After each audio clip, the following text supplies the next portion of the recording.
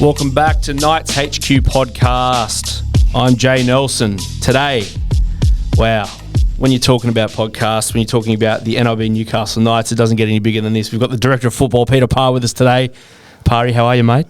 Going well, mate. Thanks for the intro. Very good. Yeah. I was like, do I go long where I list everything? We'll be here all day. So I thought, no, just cut it back, cut the fat, get straight into it. Yeah, let's not bore people early. We want them to stick around to the end. That's it. How have you been, mate? Going good, mate. Yeah, been busy, but been really good. Yeah, obviously 4 in a row with the NRL team, so that makes it a touch easier. Been a busy year with pathways and getting ready for the NRLW season as well, so always plenty on. Yeah, beautiful. So, look, we've sort of hit, as you said, with the NRL, we've finished off, we've had 4 in a row, we're now in a bye week. What's been your sort of, wrap up of that first sort of 10 weeks? Where do you think we're at? Are you happy? Is it a pass mark? Are we looking to improve in certain areas? What do you reckon? Probably just a pass for me. I think we've played 11 games. Probably left a couple on the shelf there against earlier in the year. Roosters and the Cowboys, I think, in particular. But given some of the duress we've had, we've had a fair bit of injury, had a couple of suspensions. So, we're like a lot of clubs, I suppose. We haven't had a lot of continuity. So I think where we're at now, particularly compared to where we were a month ago, it's a pass mark. But we've still got plenty of work to do, and I think we still need to play better football. We've got some improvement in us, and we'll need that if we're going to make the finals. So whilst as a club we're happy at the moment, plenty of improvement, and as I said, mate, I think we're going to need that if we're going to play finals footy. And I think we can. There's no doubt about that. We got the capability. So just looking forward to having a bit of a rest over the next few days, or all the players, and away we'll go again. So as you mentioned before, just then, a month ago where we were, a lot of people probably, obviously look at, the footy club from afar, but don't actually know sort of what happens day to day and things like that. You look back then, Kalen gets his injury, we lose that game.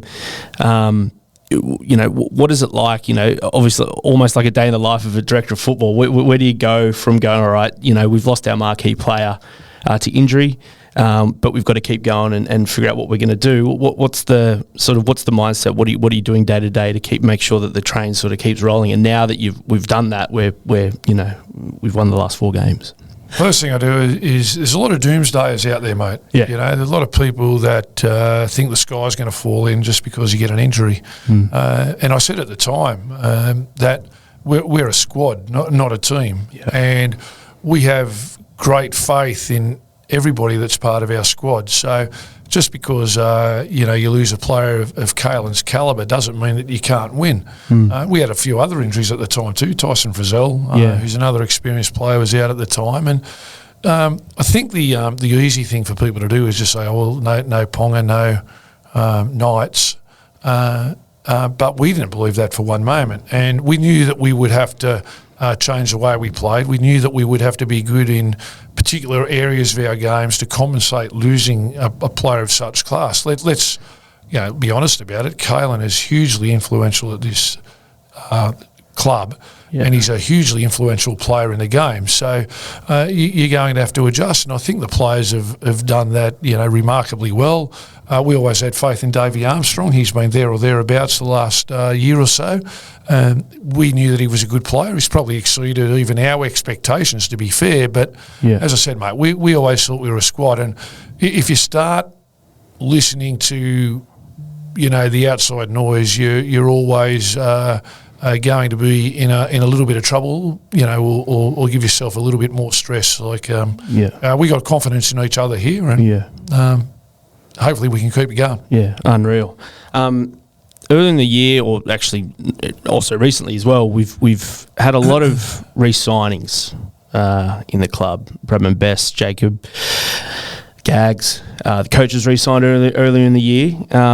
Does that give you confidence that, the players or players at that calibre are wanting to stick around and be here long term because they know that we're sort of tracking towards something, hopefully trying to win a comp and sort of tracking towards that? Yeah, look, I think any time your senior players and your coach recommits gives you some positivity about the future, you know. And over the pre-season, we wanted to sign Bradman Best, Jacob Saifiti and Phoenix Crosland. They were the three guys that we earmarked to get over the off-season, and we did that. The coach recommitted. Since then we've had Gags recommit as well. So they're four really important players to us, plus the coach. So that suggests to me that the club's tracking in a positive direction, and everybody plays a role in that. Players, staff,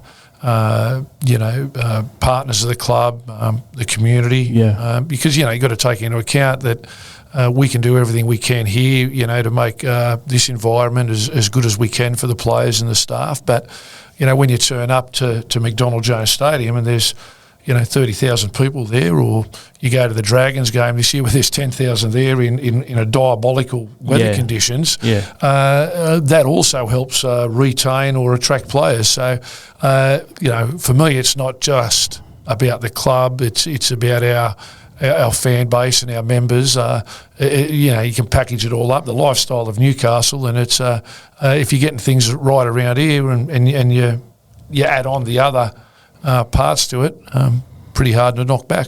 Yeah, unreal. The thing that fascinates me, especially with your job, is how many things you've got to think about when it comes to resigning a player, like cap stuff. How long the deal goes for, all that sort of stuff. Like, because obviously you're thinking about the player that you're dealing with, but you're also thinking about the club as a whole, where it's moving, what space you've got coming up, all that sort of stuff. And, I don't think there'd be a manual on how to be a director of football. I think it's, obviously you've learnt this skill through experience and doing it for a very long time. Is it hard to kind of, I guess, make those different things singular things, or do you think about it as a whole when you're making decisions like that? Always as a whole. Yeah. And where does one decision take you to the next? So when you're signing a player, first thing you've got to take into account is the player. Yep. The one thing that I've tried to do throughout my career is not disrespect a player with an offer. So you don't want to do that. Try to be as honest as you can be. You've got to take the salary cap into the equation. You've got to take into the form and the age of the player. You've got to take into the fact of what young players you've got coming through. But I've always felt that if you can be, open and honest and tell, a player, the agent, even your own board, the CEO, the coach, other members of staff, if you can at least be as open and honest as you can be about it, and everybody understands the full picture, usually things work out. And if they don't work out, at least everybody knows exactly where they stood right throughout the process. But it's not easy sometimes. Sometimes it gets complex.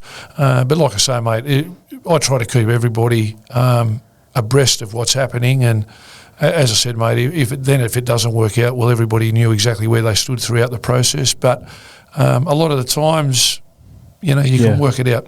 It seems like now, though, we've kind of given ourselves a bit of stability, especially with the NRL side.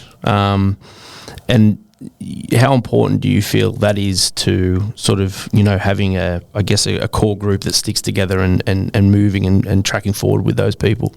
Well, there's always differences of opinion, and about that in discussions I have with different people. Some people think that you should only be in a job for a short period of time and then move on, and you get a new voice in, and that helps. And you regenerate ideas that way, and you get a different view of how things happen. I understand that point of view, but from my own personal point of view, my own personal opinion is that stability is the best. Yeah, that's worked for me in the past. Throughout my career, I've worked at clubs that have had good stability, good people, We've had a change at different times, of course, but I like the idea of stability. You know, you don't want people leaving after a short period of time, taking their IP with them, you know, re-educating somebody about your values and trying to get them to align with where the club's tracking. I think that you can plan better for the long term if you've got stability. So I'm a believer in that. You know, if you have a look at, you know, some of the really, you know, good clubs, and they've had a number of key people, you know, in those positions for long periods of times in key positions. So I like the stability. We've been able to do that over the last, you know, 18 months or so that I've been here, and you know, hopefully, you know, we can maintain some stability throughout our staff and throughout our players, and continue to, continue the improvements that we've already made. Yeah. One of those improvements I feel is, and the thing that adds to the stability that we just talked about, is the club values, which is something that the 2023 NRLW team were first sort of brought in with, and then we've obviously done our thing with bringing the 2024 NRL team into the club values. We had a little presentation at the start of the year where we had some old boys come in and present, as well as some of the current squad, which was, you know, that was an awesome morning to see what it meant to everyone. And I guess, you know, the obvious question is how important is it to bring it in? It is important to bring it in, but have you found everyone's bought in? Do you feel like it's kind of seeped into the walls a little bit? For me, it feels like it has, definitely. Yeah, look, and those values you talked about, tradition, grit, inspire, and win are the values that we have. And the NRLW girls, you know, they displayed all of those values brilliantly in winning the comp. And then, as you say, we brought the 2024 team, NRL team in, but also all their pathways now have been educated in the values. And look, and you're also wanting that to be a public thing, right? You're wanting the community, the fan base, everyone to get around it, to know what we're about. We don't want to hide it. Yeah. And I think that people need to know what we're about. And, you know, my view on that was when I first arrived back in Newcastle and with the job, is that I felt that if we're all at a function or all together as night staff, that somebody could come up to us and ask us about the values of the Knights or what the Knights stood for. And if there was 12 of us there, they'd get 12 different answers. Yeah. And I wanted some real alignment throughout the club, and not only me. You know, Lee Smith, our HR manager, also drove it with me, and the board were very keen once, you know, we got it on their table, and Philip, and you know, we put together a working group, and, you know, now we can judge ourselves against that, you know, and our behaviours and characteristics of people. If we want to recruit staff, we can say, well, these are our values, and how, you know, and if you want to work here, if you want to play here, then you have to align with the values of the club. I think they're crucial.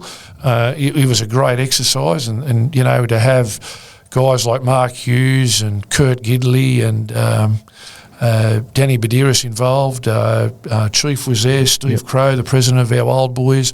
Like to have those ex-players involved was, that was really cool. Yeah, it was awesome. Hearing Chief, you know, talk about what win meant to him was, you know, a highlight for sure. And, you know, having, I guess the thing was having that bridge between the older players and the guys that are currently in the squad talk about what those values meant to them. I think it really did help with showing, all right, well, this is the tradition of the club and this is what it means to them. And now as a playing group, this is what your leaders in our playing group currently, this is what it means to them. So I feel like it was a good education piece for the guys that in the current group to really see, you know, what does it mean to be a Knight? Because then you've got the guys that were back in the day telling you what it meant for them, and then you've got the current guys as well.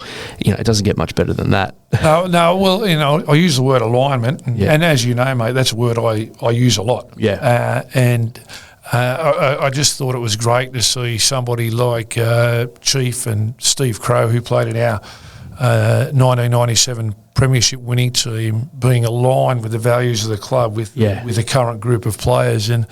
And of course, the other history lesson they got was around some tragic news when, you know, Lee Morn passed away, and the players all attended the funeral of Lee, and they got a really good history lesson at Lee's funeral about the traditions of the club and Where how it the club started and everything like that, mate. So as tragic as Lee's passing was, our players got a free lesson in the traditions of the club, and that was really good for them. They embraced that, and they've taken the values on board in a great way, and I think that's a real positive for the club. And it was assisted greatly by the input from our old players. Yeah, 100%.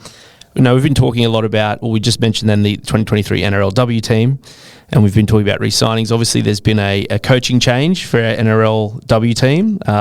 Ronnie stepped away. He's now the coach of our New South Wales Cup team in the men's, and now we've got Ben Jeffries in as the head coach for the NRLW. Mate, how are you seeing it? How are you seeing the upcoming season? I think the girls are here this Saturday. There you go. As their first sort of orientation, and then off we go. Yeah, they've got a values day actually on Saturday, and then I think they start training on the 3rd of June. Yeah. So we've completed the squad now. We've got all the off-field staff, and we're excited about that. Benny Jeffries, great guy, extremely good coach. I think Ronald, you cannot deny what Ronald did for this club and those players and that team. But Ronald's a pure footy coach, and 9 games a season at the NRLW level probably didn't scratch the itch for Ronald. He wanted a team that he could have for the full season, which he's got now with our New South Wales Cup. And Benny's an educator. He's a developer. He's got a really strong history throughout his career of developing players, of developing systems. Yeah. So when Ronald decided that he wanted to take up the opportunity of a New South Wales Cup, we were looking for somebody that could not only coach the team but help us develop our pathways program in the female space. And I thought personally, and the board agreed with me, that along with Philip, that Ben had the skill set to do that. Like, he's got a history of creating pathway systems. He's got a history of bringing players through to the next level, and we want to make sure that in the Hunter region that we got a number of our young players coming through to the next level, and even this year we from our Tasha Gale team that played in the grand final, Eva McEwen and Evie Jones and Lily White will all be part of the NRLW squad this year, and I think that's a great thing, and we're only just scratching the surface there. Yeah, no, and we've had a little bit of a, like, we're talking yesterday about the pathways actually. It seems like that's really starting to get some legs. We've got a lot of infrastructure coming in. Even look at the NRL team with Phoenix and Davey and Dylan Lucas and those guys. They're playing really well at the moment. They're playing at the highest level. It seems like that the players that are coming through on the pathways level are really sort of hitting their straps, and we seem to be getting a lot of good structure in there and people coming through. Yeah, we are. Look, we spent a lot of time there, like a lot of resources, both financial and human resources, into our pathway system. Philip and the board signed off on us being a development club. That's what we want to be, mate. You have a look at the NRL, 17 teams now. A lot of talk that there'll be an 18th team included, in the near future, potentially 20 teams, longer term. The NRLW will see 2 new teams next year. So expansion's happening everywhere, and the talent pool sort of thins out. So you want to make sure that your pathways is right. And for our club, our junior base should be our competitive advantage. Yeah, and we've got a great catchment. Yeah, we do, mate. And so that should be our competitive advantage. And the only way you can do that is to provide the appropriate resources. And it's 2 things. One is talent identification. The other part then is once you've identified the talent, is coaching them and educating them and making sure that they're ready to take up the next step when that comes along. And we talk a lot here about a seamless transition from pathways into our NRL or NRLW teams. And if you have a look at some of the younger players that we've brought through, and you mentioned a few of them there, we're starting to get there. And it's a bit like what I said earlier. We're just scratching the surface. I think that that will continue. We made the grand final in the Tasha Gale.